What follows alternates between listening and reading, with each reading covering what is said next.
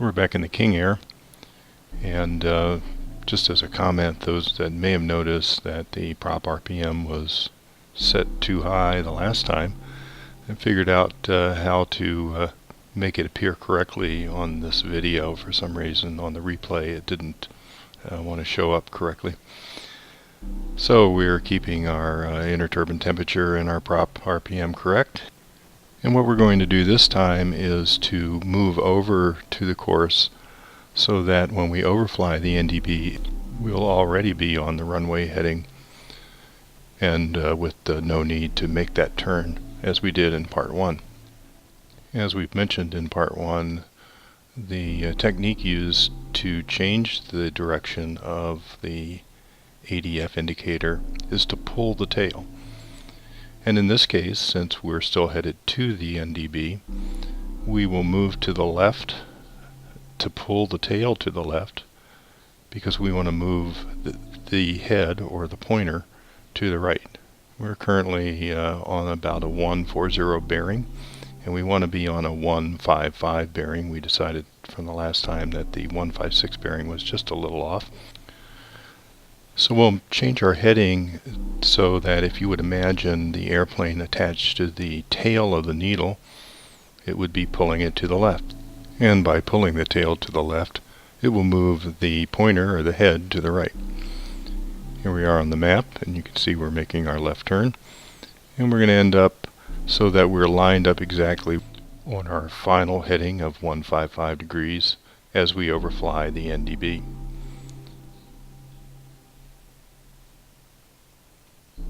So as we begin to approach the 155 bearing, the direction to the NDB, we'll start to turn gently. This is a similar technique to that used with the VOR. When your needle starts to move, or your segment of your needle starts to move, you begin to turn into your desired heading to slow the movement down, and so you can settle in exactly.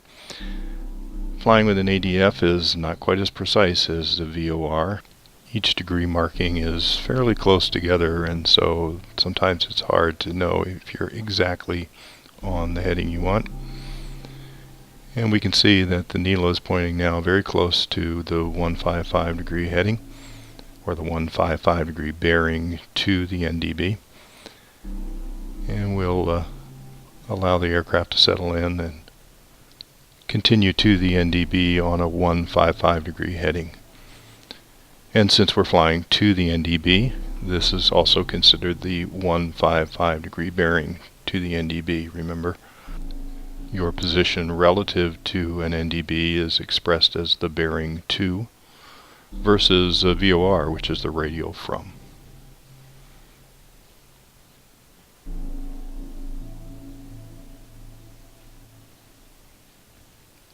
And you can see we've crossed to a direct heading to the airport, 155 degrees, which will lead us directly over the NDB and directly on course straight into the runway.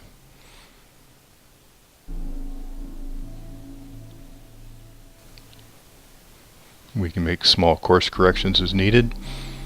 Remember, pull the tail.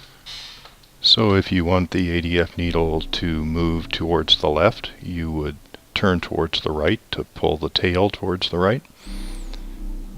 Or if you want it to move to the right, you move over to the left, as we did initially, to pull the tail to the left and move the pointer of the needle, the head of the needle arrow, to the right. Here you see we're pretty closely lined up. We can nudge it over just slightly to bring it back to as exactly to 155 degrees as we can get it, as we continue our descent on in to the airport. And during this phase, you're busy doing other things, lowering flaps, lowering landing gear. You can see the airport up ahead just before it gets obscured by that rain shower. And we'll keep it on course here. Get set up as we level out at 1,500 feet. You can see that it's raining pretty hard right now. but we don't have to worry, we have the NDB to guide us in.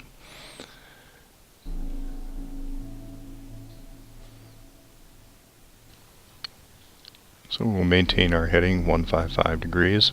So get bounced around here just a little bit. Tiny corrections as needed. Remember, just like a VOR, when you're close to an NDB, small corrections can make big changes. Check the gears down, 3 greens, and right now, as you can see by the swing of the needle, we've just passed over the NDB. We'll maintain our course, and as we look forward, no turn needed. We've already lined ourselves up, and we're flying pretty much straight into the runway.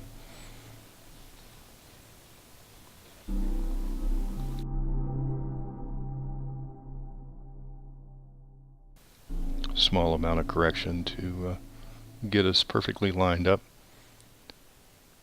and we'll be ready for our final approach.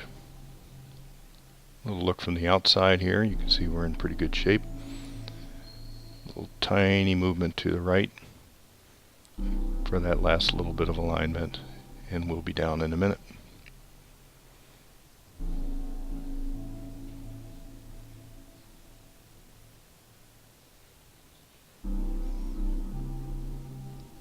I wanted to see what it would look like from the tower view. I'm not real happy with the way the clouds rendered here, but it's an interesting view nonetheless. And we'll just watch the landing.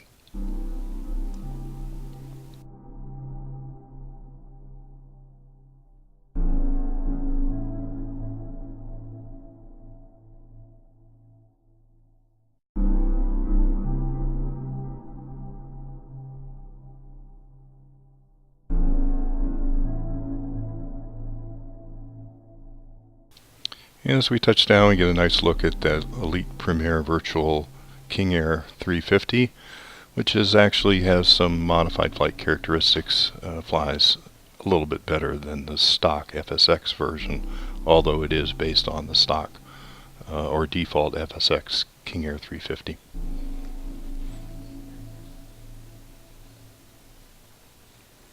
And you can see here that after we made our turn and lined up, we pretty much have a straight line right into the airport. This is very similar to the technique that you would use on an NDB approach.